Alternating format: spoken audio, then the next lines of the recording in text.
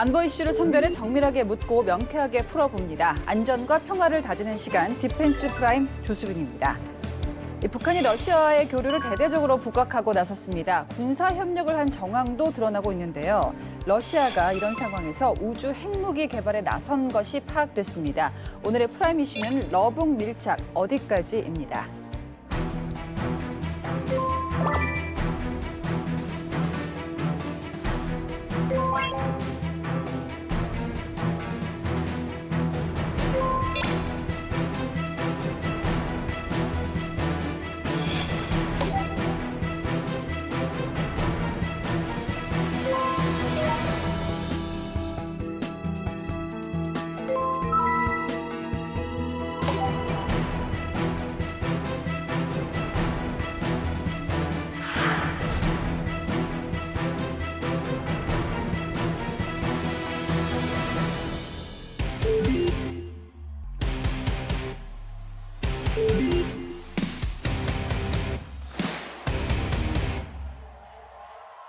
네, 두 분 나오셨는데요. 최근에 러시아 무기 개발 소식부터 좀 짚어보겠습니다. CNN 보도가 있었어요. 러시아가 우주에서 인공위성을 무력화할 수 있는 새 핵무기 개발에 나섰다. 이게 상당히 신빙성이 높다고 이제 보여지거든요. 그럼 우주에서 핵무기를 쏘는 우주 핵무기 시대가 열리는 건가요? 이게 이제 미 하원의 정보위원회에서 거론이 된 거기 때문에 네. 신빙성이 높다고 볼 수 있는데요. 이 이슈는 이제 지금 이게 처음이 아니에요. 이게 저희가 2년 전으로 돌아가 보면 2022년 4월 중순 정도에 흑해 함대의 상징인 모스크바 함이 우크라이나군의 넵튠 미사일에 의해서 격침이 됩니다. 네. 그때 끝나고 나서 드미트리 메드베데프 이전에 대통령을 하셨던 분이죠. 그분이 이제 스타링크를 상대로 해갖고 우주전쟁을 하겠다라고 하면 그때 한번 이슈가 됐었어요. 예. 근데 이 내용들이 이제 구체적으로 나오진 않았지만 어떤 개념으로 보이냐면 우선 우주로 뭔가 발산을 할 것 같아요. 하면서 거기서 핵폭발을 일으키게 되면 EMP 효과가 나타나지 않습니까?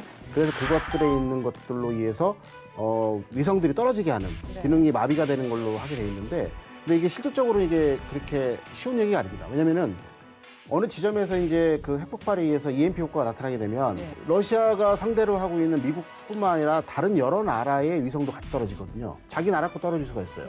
그렇게 되면은 우크라이나 러시아 전쟁이 지금 러시아가 승기를 잡고 있는 상황인데 거기에서 더 많은 적을 만들게 되는 정치적인 어떤 부담이 있기 때문에 그런 부분에 대해서는 이제 고려를 해야 될 거고요. 그래서 다만 이런 부분들이 지금 개발이 된 게 아니라 이런 효과를 노리고 러시아가 개발하고 있다라는 정도로 해서 미국에서는 심각한 위협을 느끼고 있는 그런 수준이라고 보면 될 것 같습니다. 러시아 때문만에 이런 보도에 관심을 갖는 게 아니라 북한이 다 연결되어 있기 때문인데 최근에 이제 우크라이나 땅을 가격한 러시아 포탄 잔해를 보니까 한글이 적혀 있었어요. 그러니까 북한이 무기를 러시아 제공했다. 이 주장에 다시 한번 힘이 실린 거 아니겠습니까? 네, 관련된 증거들이 많이 나오고 있습니다. 이번에 많이 보도가 된 것은 박격포탄 잔해인데요. 포탄이 떨어지면 언제 터지게 하는지 그 시점을 조절하는 신관이라는 게 앞에 붙어 있지 않습니까?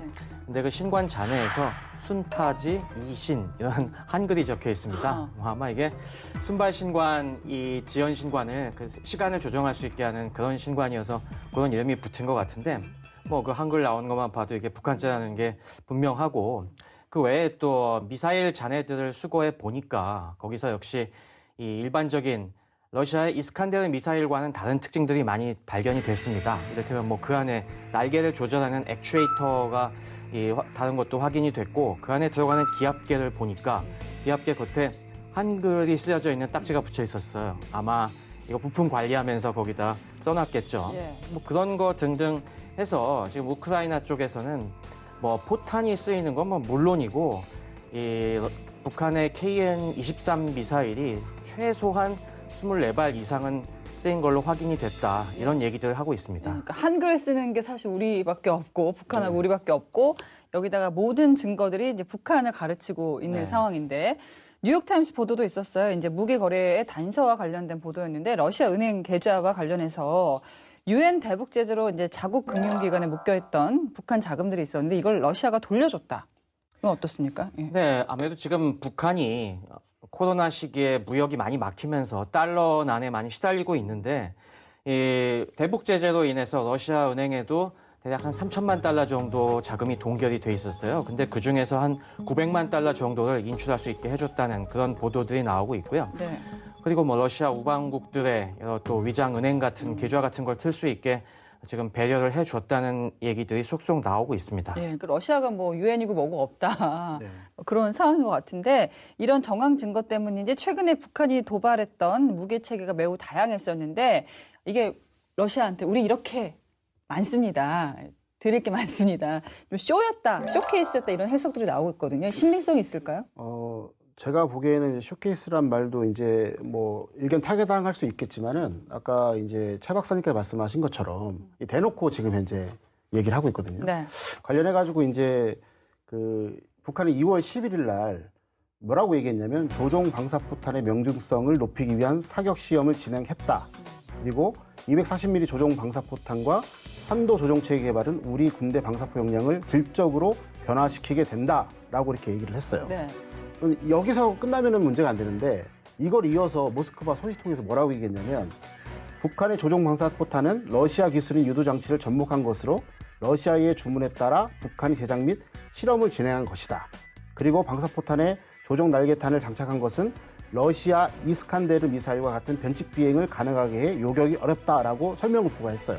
이게 무슨 말이냐면 대놓고 우리 북한하고 거래하고 있다라고 얘기를 한 거거든요. 그래서 이게 어떻게 보면 뭐 쇼케이스라고 부르는 일각의 시견도 있지만은 실질적으로 북한하고 러시아가 밀착 거래가 이 정도까지 이제 진전이 됐다. 근데 이게 왜 중요한 의미를 갖냐면 이와 관련해서 브루스 베넷 박사가 뭐라고 얘기했냐면 그분께서 연구한 결과 240mm 방사포 같은 경우는 목표물에서 한 500m 정도에 가까이 떨어지는 거예요. 그러니까 지역 표적 사격을 하는 거예요. 근데 여기다 GPS를 달게 되면은 네. 그 범위가 50에서 100m까지 줄어들고요. 더 최첨단 GPS를 달게 되면 그게 10에서 50m까지 달라지는 겁니다. 아주 정교해지네요. 예, 그리고 변칙 기동도 하기 때문에 실질적으로 이게 이제 장사정포로 그 분류가 되거든요. 네. 이제 우리 서울, 메가시티, 그 이북 지역에 이런 것들이 배치되어 있기 때문에 실질적으로 북러의 밀착을 보면서 그 위험성이 다시 한국으로 돌아오는 꼴이 되는 것이죠. 그래서 이거를 저희가 좀 유심하게 봐야 되고 이거에 대한 어떤 대비책도 서둘러 마련해야 되겠습니다. 네, 만약에 이제 북한이 러시아에 무기를 제공했다면 제공한 것으로 보이는데 공짜로 줄 리는 없잖아요. 뭘 받아올까? 특히 뭐 첨단 기술, 핵 관련 핵심 기술 요거 받느냐? 요 관건이잖아요. 저희가 예전에 이제 해리스 전 대사관이 러시아 기술 지원으로 이제 북한이 핵추진 잠수함을 건조할 수도 있다라고 이렇게 전망을 얼마 전에 내놨고요. 그 다음에 또 이제 1월 16일 날 최선희 외무상이 모스크바를 방문했지 않습니까? 거기에서 이제 들고 있는 수첩 같은 것이 이제 촬영이 됐어요. 그게 뭐라 되어 있냐면 우주 기술 분야 협력 개발 목록, 그 다음에 우주 로켓 연구소, 프로그레스 이렇게 적혀 있거든요. 발음이 아주 그냥 북한 예, 발음이셨네요. 북한. 근데 이게 언제 찍혔냐면 푸틴을 접견할 때 찍힌 거예요. 아하. 그러면 이걸 갖다 우리 유추할 수 있죠. 이걸 갖다가 얘기를 했었겠구나. 그렇게 되면 아까 말씀드린 것처럼 해리스 전 대사의 우려처럼 핵 관련 이제 잠수함, 그 다음에 우주 기술 이런 것들을 뭐라 할까 요청했을 가능성이 높고요. 우주 기술 중에서는 뭐 전 시간에 우리가 다뤘지만은 이게 현재는 이제 그 북한의 이제 만리경의 그 카메라가 이제 광학 수준이잖아요. 이거를 이제 러시아로부터 기술을 전수 받아가지고 그 합성 개구 레이더, 사 기술. 그러니까 낮밤에 상관없이 뭐 그런 거에 없이 찍힐 수 있는 것으로 진화가 된다면 이것 또한 저희한테 큰 위협이 되겠죠. 네. 자, 북한 김정은이 지난해 그 러시아를 방문했었습니다. 그때 화제가 됐던 게 전투기 생산 공장을 둘러봤었거든요. 특히 첨단 전투기에 관심이 많다고요. 네, 아무래도 우리 한국군과 북한군의 전력 차이가 가장 많이 나는 분야가 공군 전력입니다. 그래서 지금 북한군의 전투기나 요격기 전력이 보통 한 이제 19개 정도 연대가 있다고 얘기하는데 그중에 딱 1개 연대만 미그 29 그나마 좀 싸워볼 만한 전투기를 장비하고 있고 나머지들은 다 뭐 거의 50년대, 60년대, 70년대 그렇게 네, 올라가야 돼요? 미그 15까지 아직도 쓰고 있으니까요. 미국 오랜만에 듣네요. 네, 미그 15는 심지어 우리 6.25 전쟁 때도 쓰이던 이런 전투기인데 그게 아직까지도 남아있을 정도니까 굉장히 힘드네요. 네.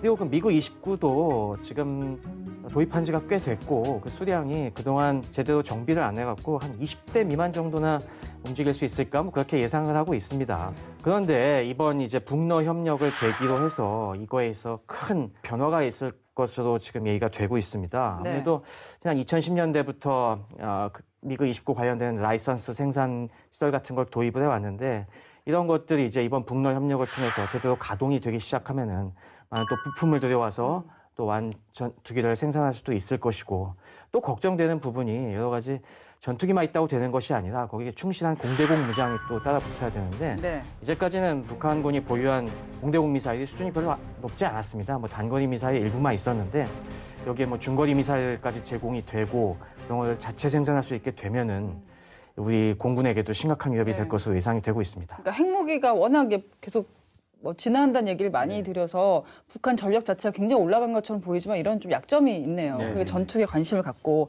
북한 나진항에요. 저희가 보도를 많이 이제 인용을 오늘 하게 되는데 북한 나진항에 사흘에 한 번꼴로 대형 선박이 오고 간다는 보도도 나왔습니다. 네네. 이 규모를 무기 거래를 어느 정도 서로 하고 있는지 추정할 수 있을까요? 미국의 이제 그 정보기관이라든가 우리나라 군 당국에서 발표한 자료들이 있어요. 이제 문제는 이제 어떤 방식으로 어떤 루트로 가냐가 되게 중요한 건데 이게 북한 중국 쪽에 이제 그 은원폐되어 있는 군수 공장에서 무기들이 이제 생산된 것들 아니면 비축하고 있는 것들을 나진항으로 이렇게 가져가요. 가져가면 거기다가 컨테이너 선박에다 실어가지고 이제 그 블라디보스토크 근근에 있는 두나이 항구로 또 보냅니다. 거기서 또 시베리아 횡단철도 붉은 화살호에 실린지 모르겠지만 그 열차를 통해 가지고 러시아의 군수기지인 크림반도 인근에 이제 티오레츠크까지 갑니다. 그러니까 결국에는 전선의 바로 턱 밑까지 가는 거죠. 이 시간이 얼마 정도 걸릴까요? 한 일주일, 열흘, 대구에서 2주 정도 걸리거든요. 2주. 근데 이제 2년 전으로 돌아보면 최초에 우크라이나가 이제 침공을 당하고 나서 러시아의 어떤 군수 능력을 제가 측정을 했단 말입니다. 그때 어떻게 됐냐면 일선 부대에서 병력과 자원을 뽑아가지고 오는데 2주. 이동하는데 하역하는데 2주에서 총 4주 걸린다고 했었어요. 그러니까 우리 저는 제가 2주라고 얘기했던 거는 우리 기차 이런 거 생각하고 그랬는데. 그러니까 이 북한에서 바로 크림반도까지 가는데 2주 걸리는데 예전에 있는 그 러시아의 군수 능력 봤을 때는 4주 걸렸어요. 그러면 왜 이렇게 빨리 걸렸을까요? 돈벌이가 되니까요. 그러니까 영도력을 발휘해서 빨리 옮기라고 하면은 옮기는 거예요. 그만큼 이렇게 촉진이 되고 있고 그 결과 작년부터 올해까지 총 5,600개의 컨테이너가 왔다 갔다 했어요. 근데 이거를 152mm 포탑으로 환산하게 되면요. 230만 발이에요. 엄청 나갔네요. 그다음 122mm 방사포로 환산하면 44만 발이에요. 이게 얼마만큼의 어떤 영향을 주냐면 2월 17일 날 그 도네츠크의 상징인 이제 아우디이우카가 함락이 됐거든요. 러시아에. 그때 결정적인 역할을 한 것 같아요. 그래서 그 전투에서 러시아군은 한 4만 명이 전사한 걸 알려지고 있고요. 우크라이나 군 같은 경우는 그거를 철수하다가 2만 명이 전사한 걸로 되어 있어요. 결과적으로는 뭐냐면 권위주의 국가 같은 경우는 정치적 목적에 달성하기 위해서는 희생 같은 거는 별로 안 가리니까 그 정치 효과를 달성하는데 이런 북한의 무기 체계가 밀조했다라고 우리가 말할 수 있는 것이죠. 재미있는 포인트가 우리 연예인들, 여배우들 보고 입금되면 외모가 달라진다고도 많이 하는데 그렇죠. 북한 같은 경우도 입금되니까 운송 시간이 단축되고 그럼요. 또 이렇게 많은 무기들이 넘어갔다고 추정이 되면서 북한이 지금 전력전할 상황이 아니다라는 후속 보도도 우리 나왔었던 것 같아요. 전면전을 준비하고 있다는 보도가 나오니까 그거 아니다. 이렇게 러시아에 많이 넘어가고 있지 않느냐. 지금 북한 경제 상황이 이렇게 돈에 따라서 운송 시에 단축될 정도로 굉장히 안 좋죠. 네, 굉장히 안 좋습니다. 김정은이 2013년부터 사실 핵무력과 병진 정책을 내세워서 경제를 갖다가 살리려고 많은 노력을 했는데 당장 핵실험하면서 유엔 경제 제재가 들어가고 그리고 또 최근에 코로나 때문에 이 여러 가지 무역이 막히면서 굉장한 곤란을 겪었습니다. 경제가 실질적으로 지금 실질 GDP가 지난 10년간 거의 한 30조 원대에서 헤어나오지 못하고 있어요. 역성장도 오랫동안 하고. 한국이 지금 실질 GDP가 한 2,000조 원 정도인 걸 생각하면은 60, 70배 격차가 나고 있는데 이게 전혀 좁혀질 상황이 못 되고 있죠. 그러다 보니까 당연히 북한으로서는 새로운 외화벌이 수단이 등장했다는 거는 굉장한 아주 솔깃한 뉴스죠. 외화벌이 얘기 많이 하셨는데 제가 최근에 되게 재밌는 흥미로운 기사를 봤던 게 북한 노동자들이 이제 외화벌이를 하러 갔는데 이거를 또 돈을 안 줘가지고 폭동이 일어났다 이런 보도가 있을 정도로 굉장히 어려운데 지금 북한이요 사실 그 중국이나 다른 곳에서 외화벌이 하는 방법이 상상을 초월하더군요. 그러면 북한의 별거 다 하더라고요. 북한 외교 공관은 네. 대부분 그 외교 행랑을 이용을 해서 각종 마약 거래 외교관들이 뛰어들 정도로 상당히 처참한 상황이고 외교관들이 우리가 생각하는 외교관이 아니더라고요. 네. 외교관들도 자기 할당된 외화 채워넣지 못하면은 그냥 잘릴 위험이고 또 외화벌이가 중국에 많이 나와 있지 않습니까? 예. 중국에서도 갖은 이를테면 불법 도박 사이트들 저희도 피싱 문자 많이 날라오는 그런 것들 많이 운영하고 있는 걸로 알고 있고 아까 얘기하신 것처럼 중국 내 수많은 봉제 공장이라든가 네. 각종 여러 허드렛 일들을 하면서 그거 다 상납받는 외화들이 상당하죠. 웬만하면 폭동이 잘 일어나지 않는데 네.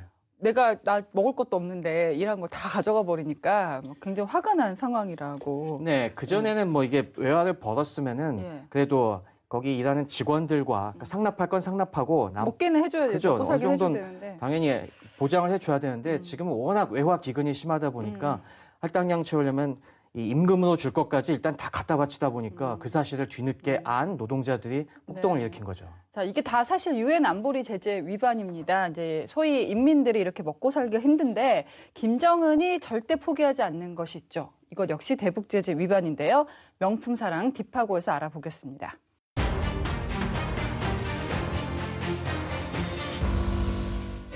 독일의 고급 차량, 스위스의 명품 시계, 프랑스, 이탈리아의 명품 가방. 누구나 하나쯤은 가슴 속에 품고 있는 제품들입니다. 물론 돈만 있으면 대부분 어렵지 않게 구입할 수 있습니다. 그런데 이러한 사치품을 마음대로 구입하지 못하는 국가도 있죠. 바로 북한입니다. 북한은 유엔 안보리 대북제재 결의에 따라 고급 자동차, 시계 등의 사치품 반입이 금지되어 있습니다. 그런데 이러한 제재를 비웃듯 보란듯이 과시하는 사람들이 있습니다.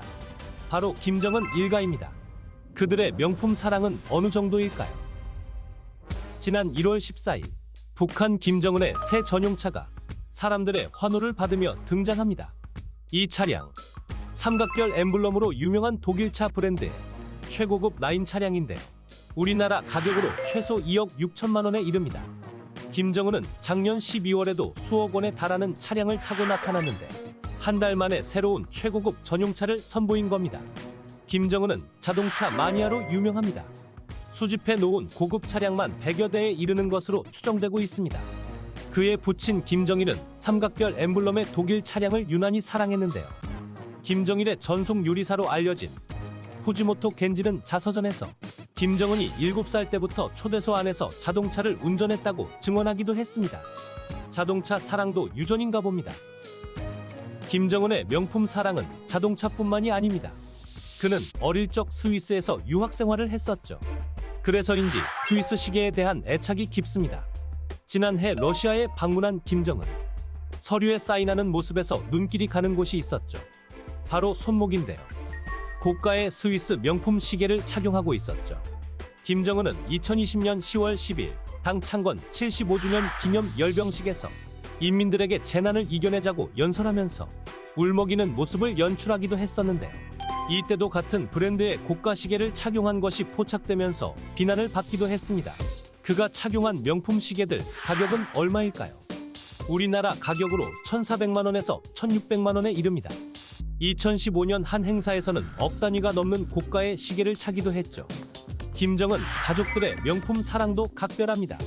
부인 리설주와 딸 김주애, 동생 김여정도 공식 석상에서 보란듯 유럽 최고급 명품 브랜드의 가방과 옷을 착용하고 나타나고 있습니다. 김주애는 지난해 3월 화성 17형 시험 발사 참관 당시 250만 원 상당의 프랑스 명품 외투를 걸친 모습이 포착되었고, 지난해 러시아 방문 당시 김여정의 손에 1,000만 원에 달하는 명품 가방이 들려 있었습니다. 문제는 2006년 유엔 안전보장이사회의 대북제재 결의 1718호에 따라 북한의 고가의 차량과 시계 등 사치품의 수출이 금지되어 있다는 겁니다. 지금까지 꾸준히 품목들도 추가되고 있는 상황인데요.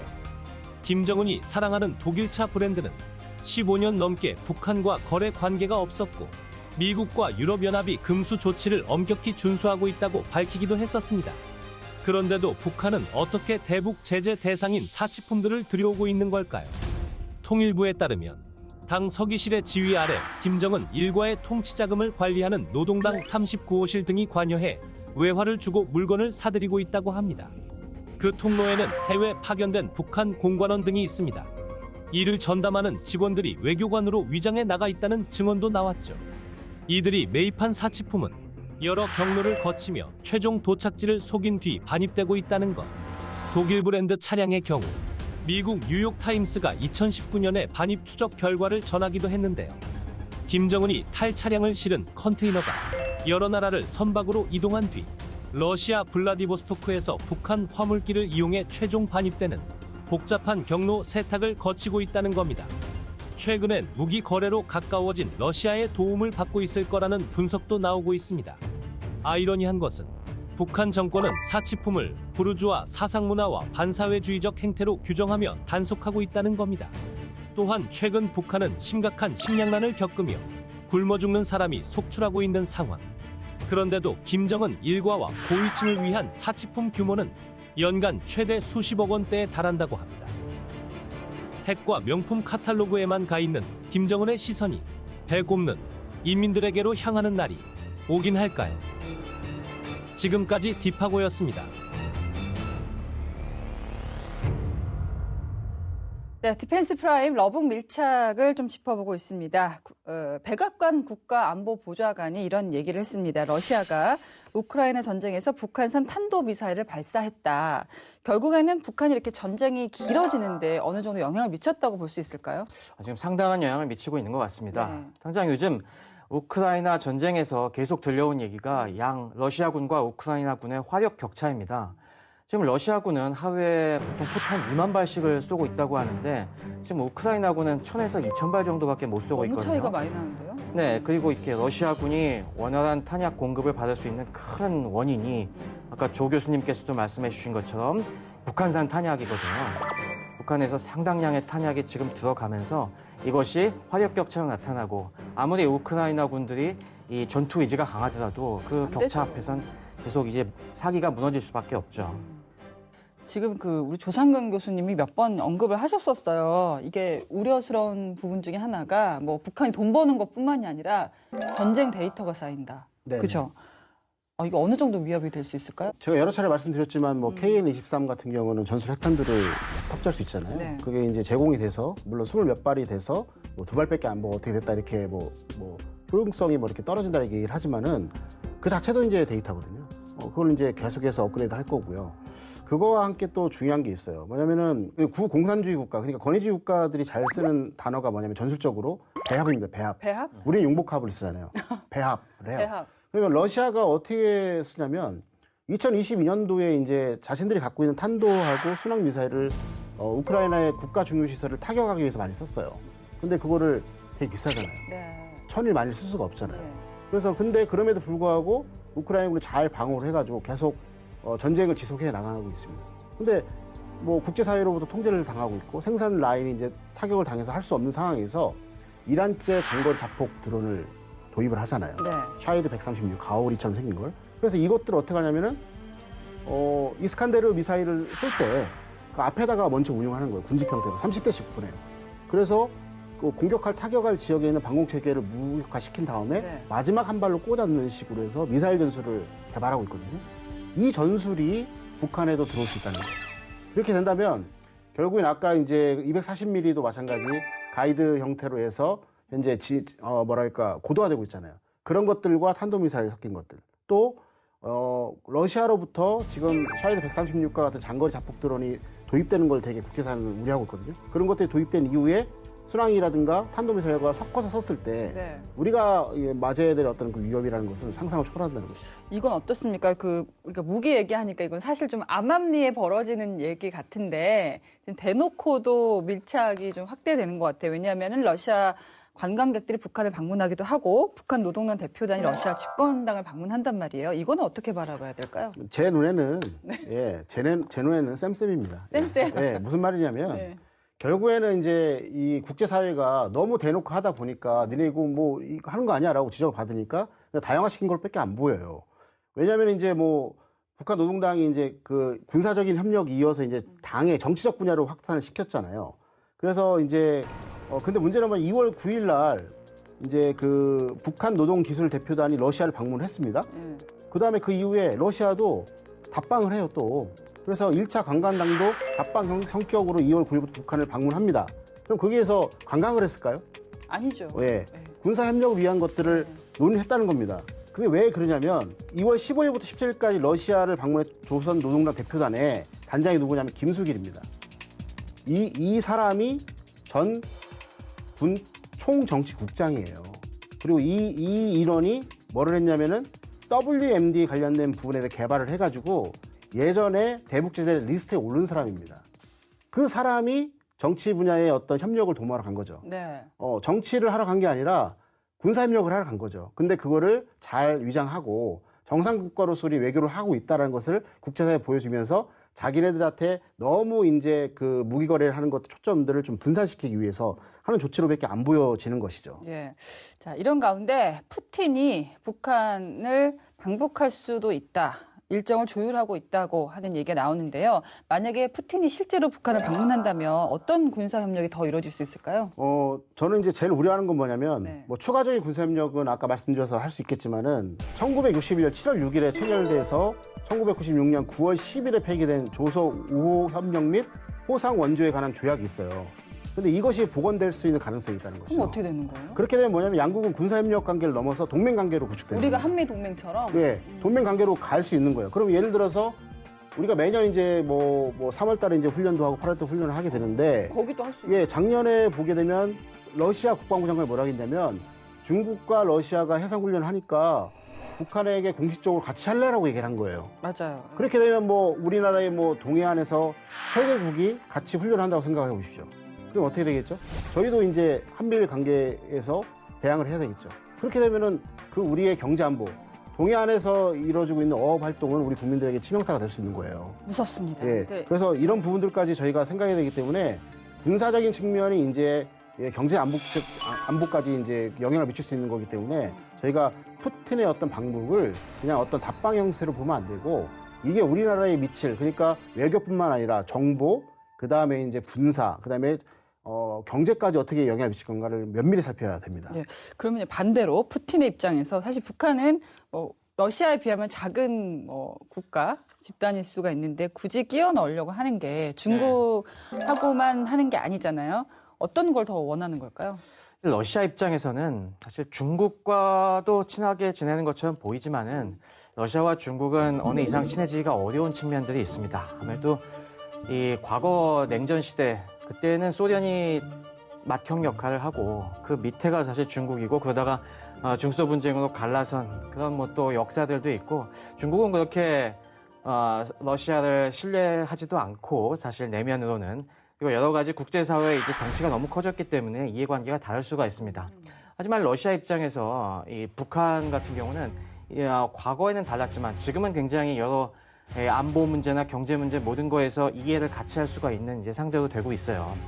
과거 러시아가 이제 뭐 서방과 좀 원만하게 지내보려고 할 때는 당연히 북한과 테러 지원국과 엮이는 게 싫었겠지만은 지금 어차피 전쟁이 벌어진 마당에 서방과 이제 대립할 수밖에 없는 상황에서 북한과 이해가 지금 딱 맞아떨어지고 있습니다.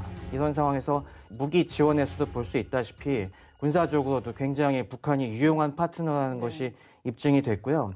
또 이렇게 북한과 여러 가지 지금 관계를 돈독히 함으로써 어떻게 보면은 트럼프가 지금 재선될 가능성이 높은데 그 이후에 국제정치에도 새로운 카드를 들이밀 수 있는 그런 노림수도 있다고 봅니다.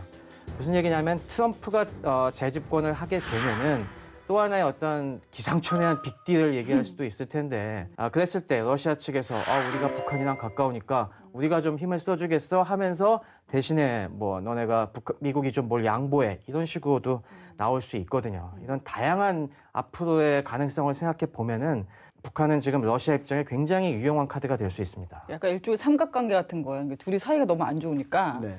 여기 이렇게 한 명 있는 거예요. 근데 왕따 당하기 싫으니까 여기다 끌었다가 저기다 끌었다가 하면서 상대 가운데에서 이제 북한만 어떻게 보면은 꽃놀이패를 그렇죠. 결과적으로 지게 된 러시아 외무부가 이런 얘기도 했어요. 북한의 7차 핵실험 가능성을 제기했단 말이에요. 왜 이걸 북한이 하지 않고 러시아가 대신 하느냐.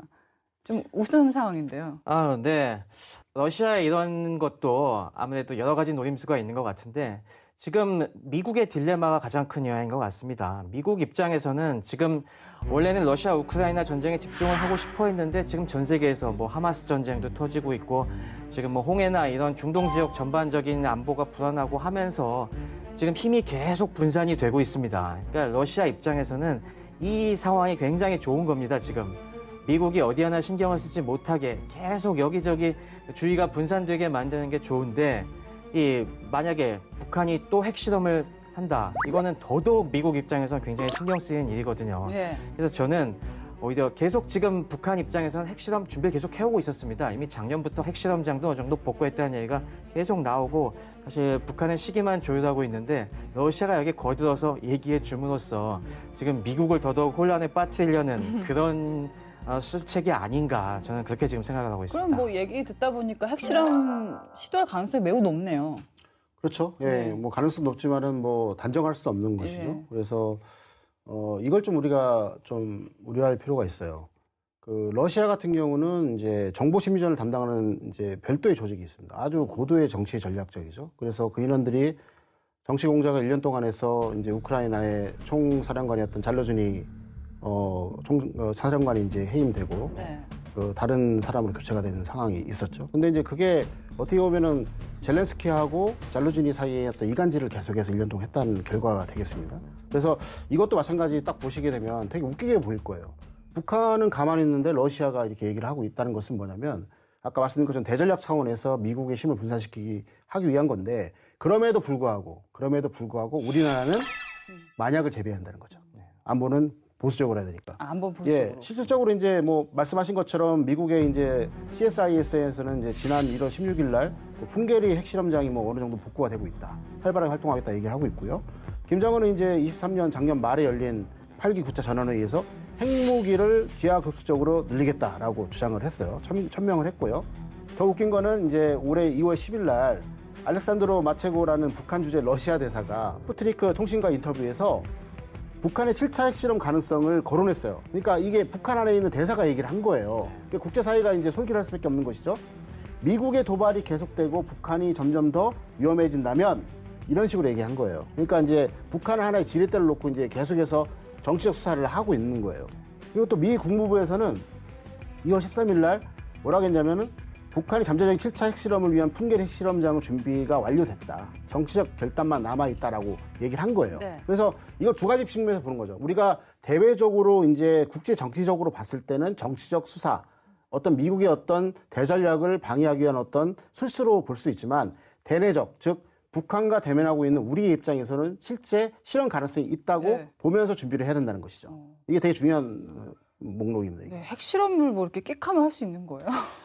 그렇지는 않죠. 당연히 예, 북한 같은 경우 지난 6차 핵실험까지 그때 하면서 경제가 엄청나게 어려워졌던 걸 한번 겪었기 때문에 예. 이번 7차 핵실험은 이 시기를 조금 더 신중하게 조율을 할 겁니다. 아무래도 확실하게 기대 효과를 달성할 수 있을 것이다 확신이 들었을 때 내밀 것인데 근데 뭐 그 측면에서 생각해봐도 북한이 핵실험을 할 가능성은 분명히 있어요. 특히 미국 선거가 올해 있기 때문에 미국 대선 전에 만약에 바이든의 위신을 좀 더 깎아내리려는 확실한 카드로 쓸 수도 있을 것입니다. 하지만 반면에 지금 쓰긴 좀 애매하다라고 얘기하는 주장도 있는데요. 이를테면 최근에 우리가 쿠바와 전격 수교를 했지 않습니까? 북한의 전통적인 우방 중의 우방인 쿠바와 수교를 하면서 북한 입장에선 이럴 때 무력으로 맞받아치기보다는 새로운 외교적 카드를 내세우는 게 지금 수순이 아닐까. 그래서 지금 일본과 비밀 그렇죠. 수교 협상을 하고 있다는 얘기도 나오듯이 예. 아무래도 그쪽이 먼저 가지 않을까 그런 관측도 있습니다. 자, 사실 북한이 국제사회에서 오랜 시간 고립되어 있었잖아요. 이런 상황을 어떻게 보면 즐길 수도 있겠는데요. 한 줄기 빛. 한 줄기 빛이 아니라 네. 밤에서 낮으로 바뀐 것 같아요. 그 제가 정도예요? 보기에는. 예. 왜 그러냐면 국제사회의 어떤 촘촘한 그 제재 때문에 아무것도 할 수 없었죠. 아무것도 할 수 없었고 그렇기 때문에 해커들을 동원해서 자금을 이렇게 모으고 하고 있거든요. 근데 문제는 뭐냐면은 러시아가 어떻게 보면은 상임이사국이기도 하고 또 그 다음에 거리지 국가의 어떤 중국과의 어떤 맞창격이 되는 거거든요. 그러니까 이 나라를 지금 어려울 때 도와줬다는 겁니다. 그럼 얘네한테는 선전할 수 있는 부분이 있고 실질적으로 그렇게 되면 나중에는 러시아뿐만 아니라 러시아와의 동맹국이나 협력국가도 같이 교류를 할 수 있는 거예요.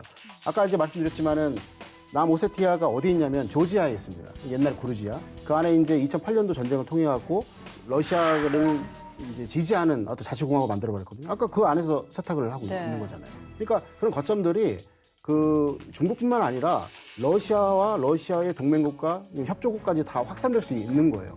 그렇게 된다면은 결국에는 북한이 가장 크게 문제가 되는 게 뭐냐면 체제 유지를 하기 위한 비용이거든요. 그 비용을 러시아뿐만 아니라 그 친밀한 국가까지 다 무역을 통해서 또는 무기거래를 통해 가지고 확보할 수 있다는 것입니다. 이게 상당히 심각하게 봐야 될 부분이고 북한의 위상이 밤에서 낮으로 한 줄기 빛이 아니라 높아졌다 이렇게 봐야 되는 거죠. 제가 참 너무 약하게 썼네요, 표현을. 아닙니다. 밤에서 낮으로 바뀌 그 정도였다. 중국이 이런 상황을 다 지켜보고 있지 않습니까? 굉장히 미묘할 것 같아요. 내 친구인 줄 알았는데 쟤랑 더 친해. 이게 저희 6.25 전쟁까지 거슬러 올라가야 돼요. 예. 결국에는 김일성이 소련으로부터 이제 물자 지원을 받고 장비 물자 지원을 받고 인력 지원은 이제 중국이 했잖아요. 결국에는 6.25 때 피를 흘린 건 중국이었고 또 거기서 20만 명 남았고 1958년까지 이제 안정화를 시켜줘요, 북한. 그래서 저희가 60년대 70 초반까지는 북한이 저희보다 경제 사정이 좋아졌던 맞아요. 거예요. 예. 그래서 혈맹이라고 생각하고 있는데 이게 아니야, 이게 아니야. 하다 보니까 뭐야? 지금 뭐 하는 거야? 라고 하는데 문제는 뭐냐면 지금 중국이 묶여 있어요. 대만 문제. 그다음에 또 이제 미국과 전략적 경쟁에 의해서 묶여 있잖아요. 그렇죠. 근데 이런 상황에서 대놓고 또 불만을 표출할 수 없는 상황이에요. G2의 그 위상이 있는데. 예. 왜 그러냐면 결국은 미국이거든요. 그치. 결국은 미국의 힘을 분산시켜 주면 결국 북한과 러시아의 어떤 미락 때문에 분산시켜 주게 되면 이 그 대만과 이 환태평양 지역에서 중국에 가해지는 미국의 압력도 약해지는 거거든요.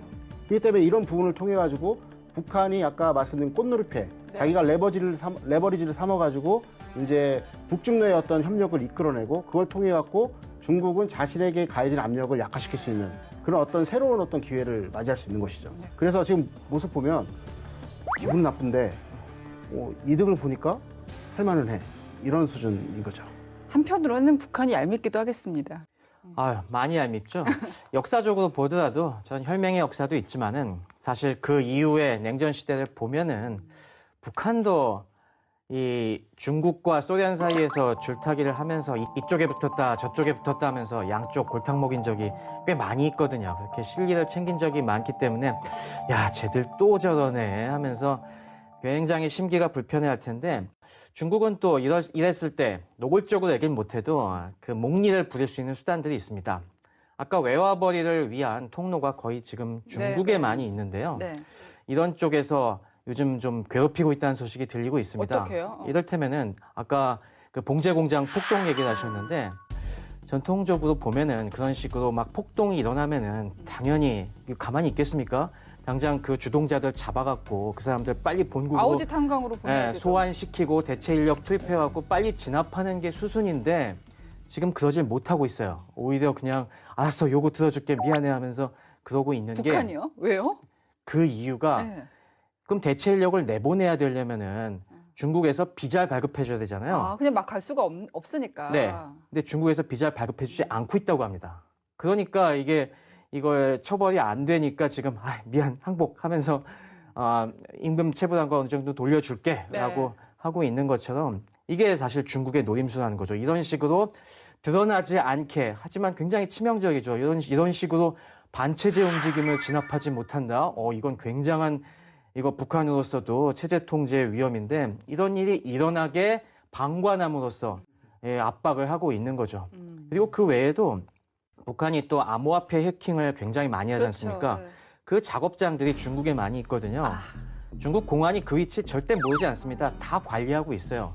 그러고 있다가 가끔 이제 수 틀린다 싶으면은 그런 거 좀 팍 터뜨리면서 잡아 가두고 이런 식으로 하면은 또 북한이 움찔움찔하면서 이제 뒷선에서 제발 형님 좀 화내지 마세요. 다 사정이 있어야 하면서 이렇게 좀 무릎 꿇을 수 있게 아마 그런 식으로 지금 뒤에서 계속 압박이 들어갈 겁니다. 이런 거 보면 인간관계나 국제사회 관계나 다 비슷한 것 같습니다.